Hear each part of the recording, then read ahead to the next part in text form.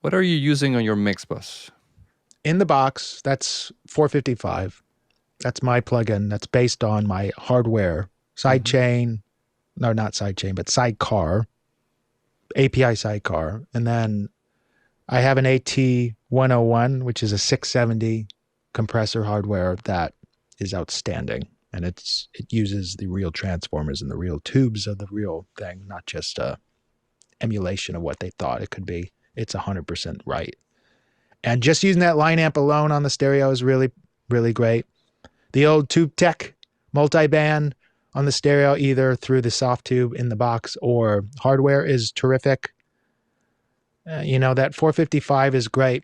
And going back and plugging my new one, the 821 tape machine, it's great too on the Mm-hmm. stereo bus, because that one does something to low end that I've never heard done. And many, many people over the last week have just been like, how is this doing it? Because it takes a bass guitar and pulls it back behind the speakers. But it doesn't, it appears to be bass is getting fatter, but it's not adding low end. It's really interesting. So that's on my stereo. I do like the old ATR still a little bit. Not as much now that I've got my own tape plugin that works better for me, for my taste.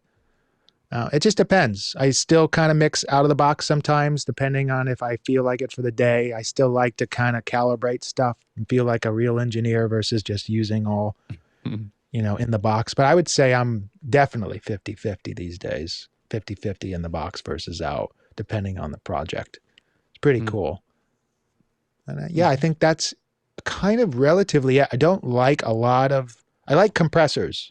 I have a lot of different compressors, but I don't like to use it aggressively. So let's say I'm using the SSL 2 Bus Plus. I like to use that with mix mode, maybe Mm-hmm. 40% on, and then put the sidechain on. So I'm not even touching the low end. So I'm just focusing on areas of the stereo image to just kind of clamp and just get down a little bit. Hydrating the track a little bit, meaning like trying to expand it, is dangerous. There's all these gimmicks that I feel that are in Mm-hmm. plugins and limiters that like you can get really in the weeds or ahead of your skis very quickly. So you got to be very cautious with that. I mean, I was just talking to Dave Pensato about this, and like he does not like to use bus compression, which you would think he would, Mm-hmm. as much as he uses it time to time, but like he's just like, I just don't like it. And the more I talk to around the town and stuff, people are getting away from that a little bit because we got so into using these things. Mm-hmm. But you do need to get the level up, so you have to find ways to make sure you can do that. I'm not anti it, and there's certainly guys that can do it. Like CLA is the best at what he does, and he uses so much compression, it's insane. But there's no one better for that style, in my opinion. He's so good at that. Mm-hmm. But I could never do that. Like my mind cannot operate like that. And I don't know how he does it. And I don't know how his brother does it. And these other great mixers that just Spike Stent, another one that just loves to use a lot of aggressive compression. It's a sound. It's a taste thing. It's an Mm-hmm. energy thing for sure.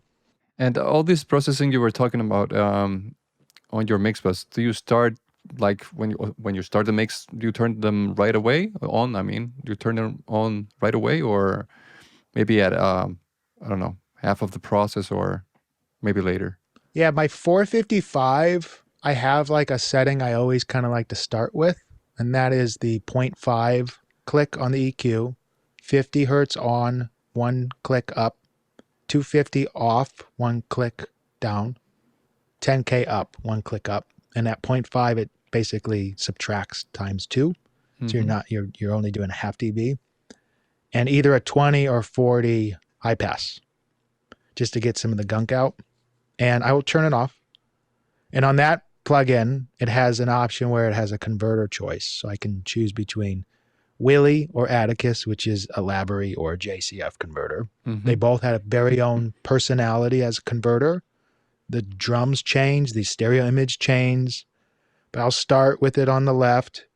I'll start with the line amp on, and then I'll turn it off. We'll start the mix and keep going. And when I feel like it's starting to get really good, then it's like that reward when you put it in, you're like, there it is. It Mm-hmm. just starts instantly setting it off. I know that's a thing that a lot of guys like to do because it's just like It's a little reward. You spend a little time, you get it to get sitting right, and you're like, this is sounding great. And then your mind thinks, how can I get it better? And then you put something in. Sometimes it doesn't work.